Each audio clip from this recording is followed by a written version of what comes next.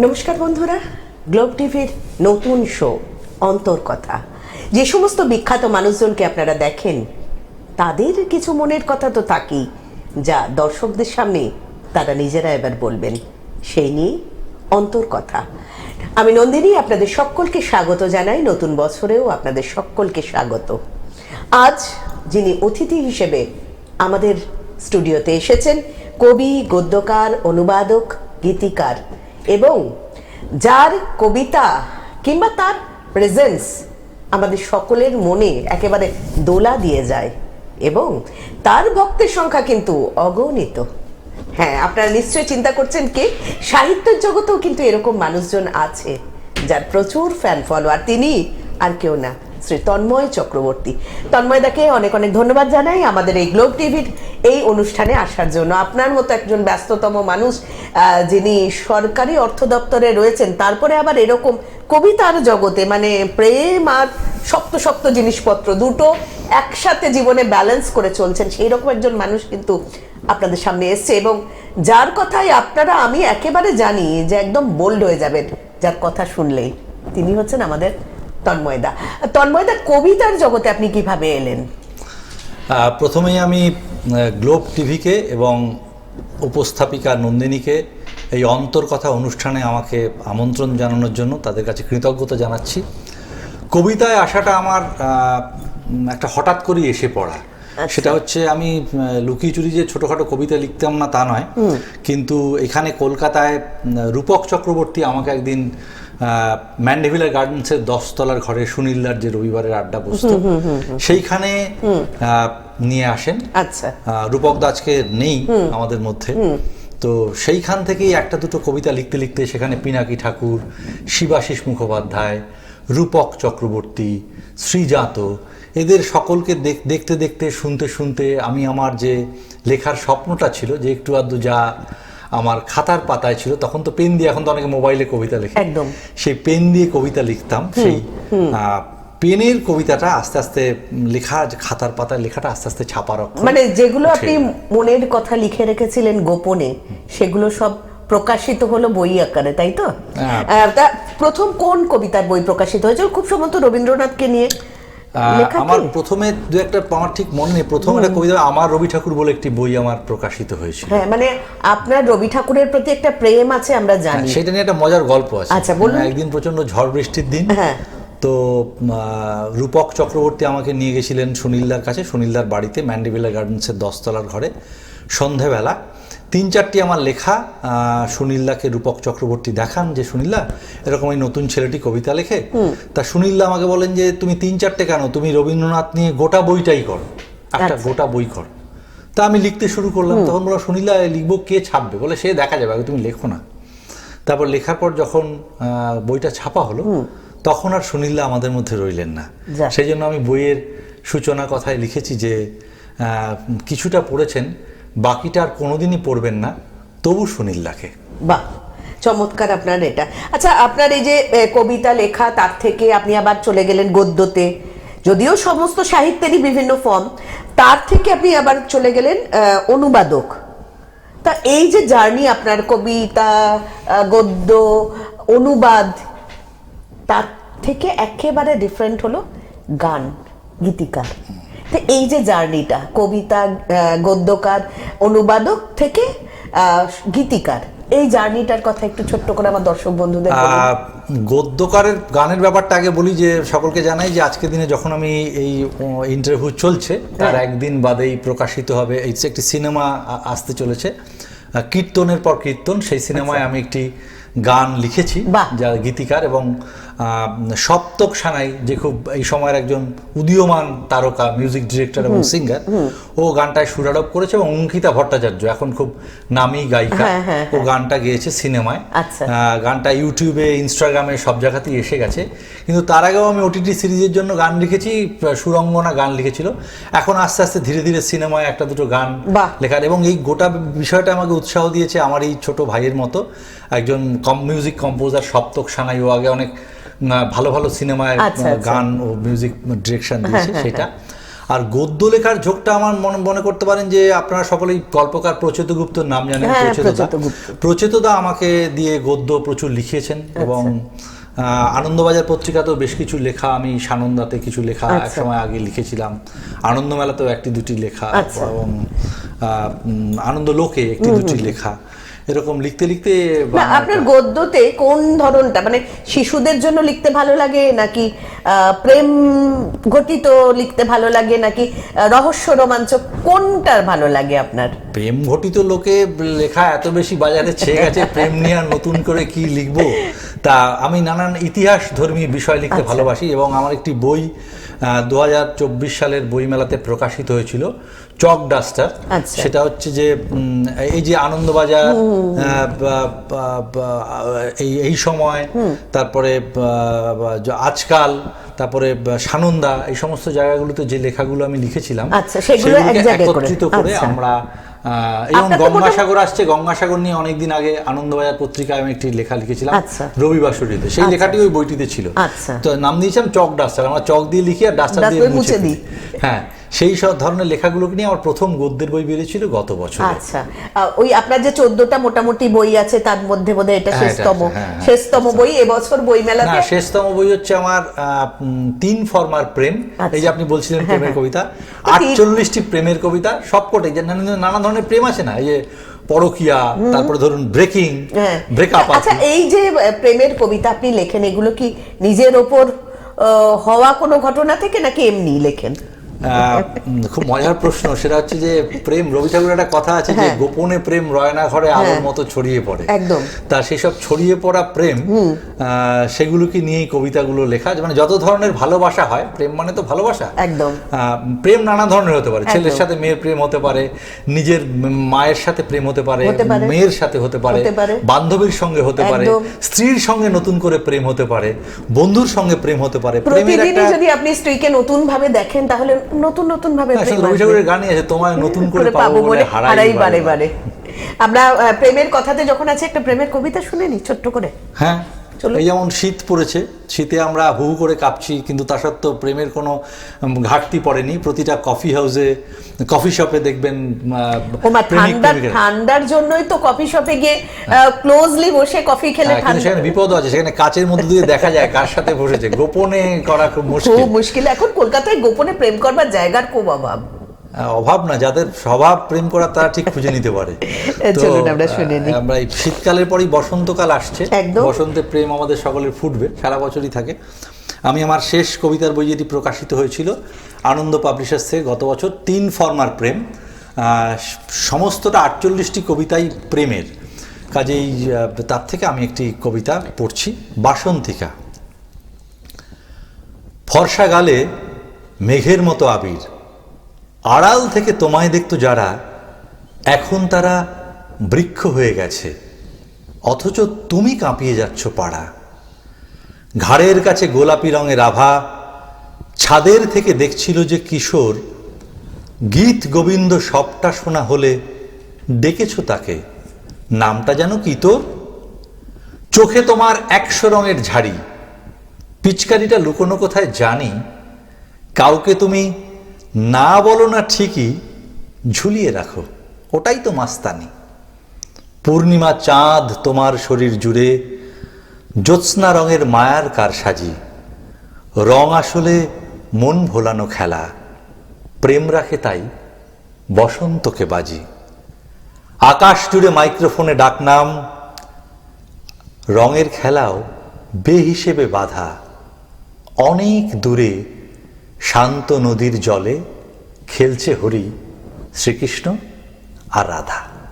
হ্যাঁ, সেই মানে রাধা কৃষ্ণর প্রেম থেকেই তো সবাই অনুপ্রাণিত হয়। আপনি একটা ঝাড়ির কথা বলেন, আপনাকে কেউ কি ঝাড়ি টাড়ি এর মধ্যে মেরেছে? আমাকে কেন মারবে, মানে আমিও মেরেছি। মানে ছোটবেলায় যখন বাল্যকালে, কিশোর বয়সে, যখন আমার তো মফস্বলে বাড়ি ছিল, আগরপাড়া থেকে গ্রামে, তখন একটা রিক্সায় ঘুরে বেড়ানো, প্রেমিকার সাথে, এই যে সামনে সরস্বতী পুজো আসছে, সেই সরস্বতী পুজোর দিন রিক্সায় ঘুরে বেড়ানো ইত্যাদি, এগুলো থেকে প্রেম নিশ্চয়ই। পাড়ার সুন্দরী মেয়েদের দুর্গা পুজোর সময়, অষ্টমীর সময় ভালোবাসা, আর চোখে দেখা, মানে সেটাকেই ওইভাবে বলা হয়। একদম একদম তখনকার দিনে মানে আমরা যখন করেছি আমাদের সময় এরকমই ছিল, আমরা এত কেউ ফরওয়ার্ড ছিলাম না যে এগিয়ে গিয়ে বলতে হয়, ওই চোখে চোখে ভালোবাসা পর্যন্তই, বা খুব বেশি হলে একটু কাছে যাওয়া।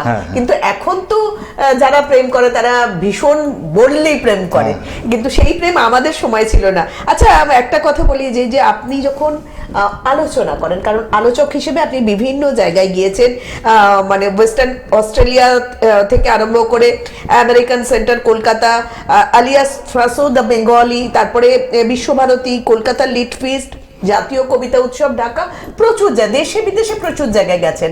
এবং আমি শুনেছি যেখানেই আপনি যান, আপনি যখন বক্তব্য রাখেন তখন একেবারে পিন ড্রপ সাইলেন্স। এবং আমি নিজেও শুনেছি আপনার বক্তব্য রবীন্দ্রনাথের নারী নিয়ে, মানে এত সুন্দর করে আপনি বলেন কিভাবে, মানে লোকজনকে একদম মন্ত্রমুগ্ধের মতো বসিয়ে রাখেন।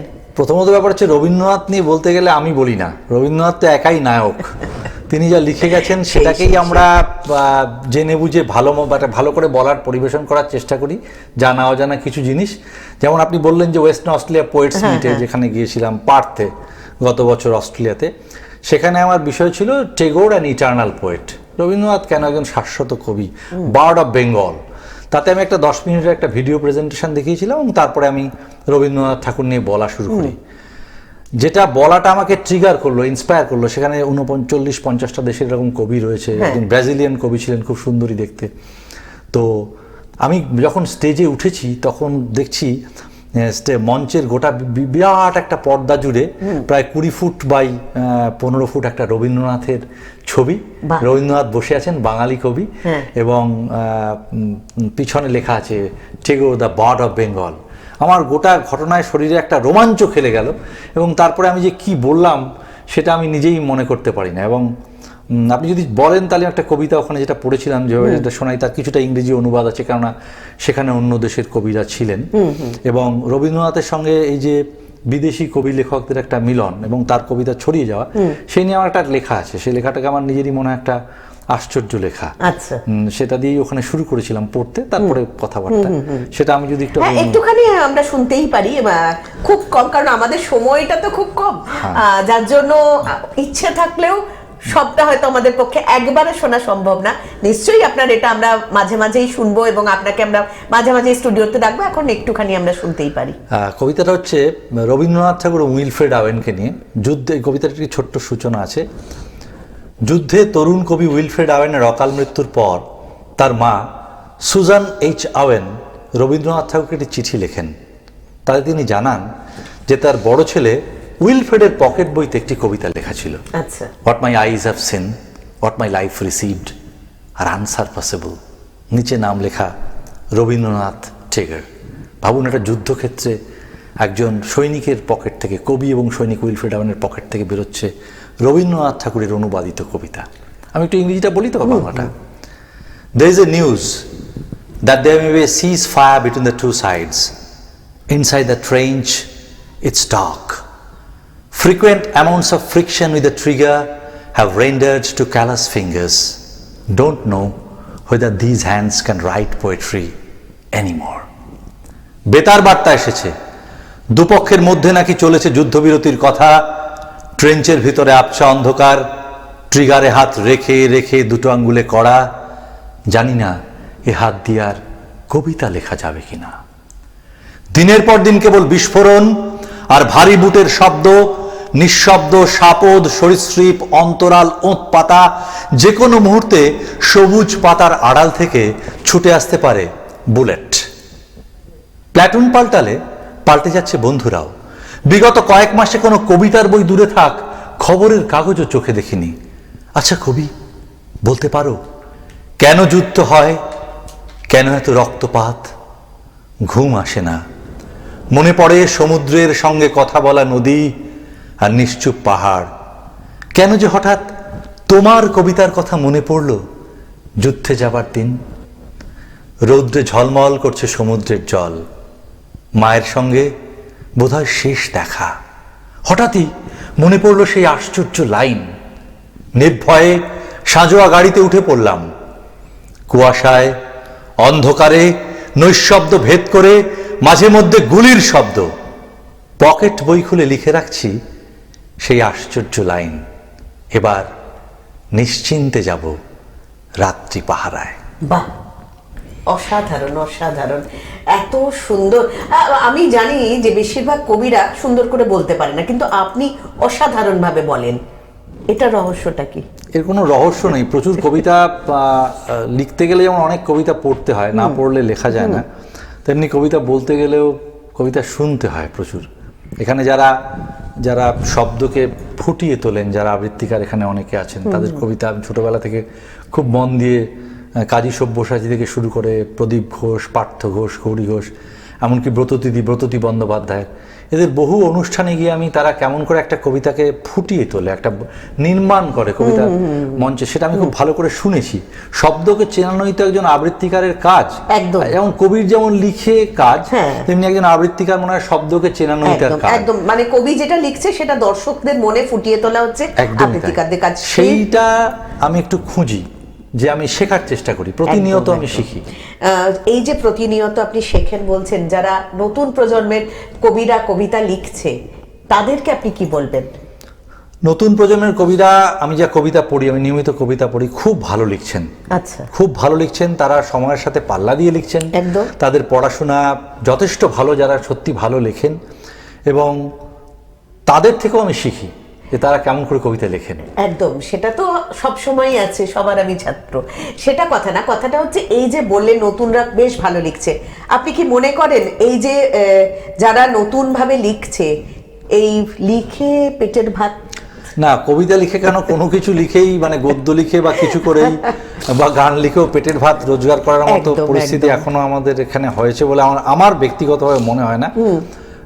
অদূর ভবিষ্যতে যদি হয়, সেটা খুব খুশির দিন হবে, আনন্দের দিন হবে লেখকদের, সাহিত্যিকদের। একদম, কারণ লেখক সাহিত্যিকদের কবিতা বা নিয়ে যা নিয়েই কাজ হয়, তাদের তো সেভাবে কোনো মানে ধরুন আমি কারোর কবিতা বললাম, আমি কি তাকে কিছু পে করি? কিছু তো পে করতে পারি না, কিন্তু এটা যদি হয় তাহলে আমার মনে হয় দুপক্ষই উপকৃত হবে এবং এই কাজটা আরো ভালো হবে।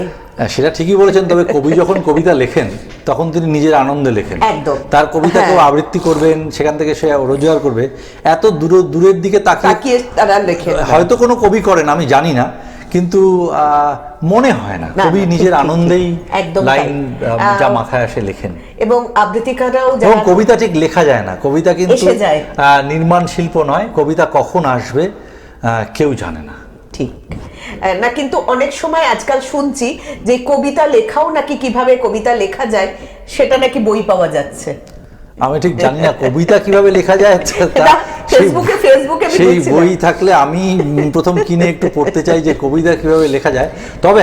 তবে যারা কবিতা লিখতে আসছেন তাদের অবশ্যই নীরেন্দ্রনাথ চক্রবর্তীর কবিতার ক্লাস, কবিতার কি ও কেন, কবিতার ঘর বা কবিতার দিকে, পূর্ণেন্দু পত্রীর কবিতার ঘর ও বাহির, সুভাষ মুখোপাধ্যায়ের একটি বই আছে কবিতার বোঝাপড়া, এবং আরও যদি কেউ পড়তে চান তারে পোয়েটিক্স পড়তে পারেন তারা।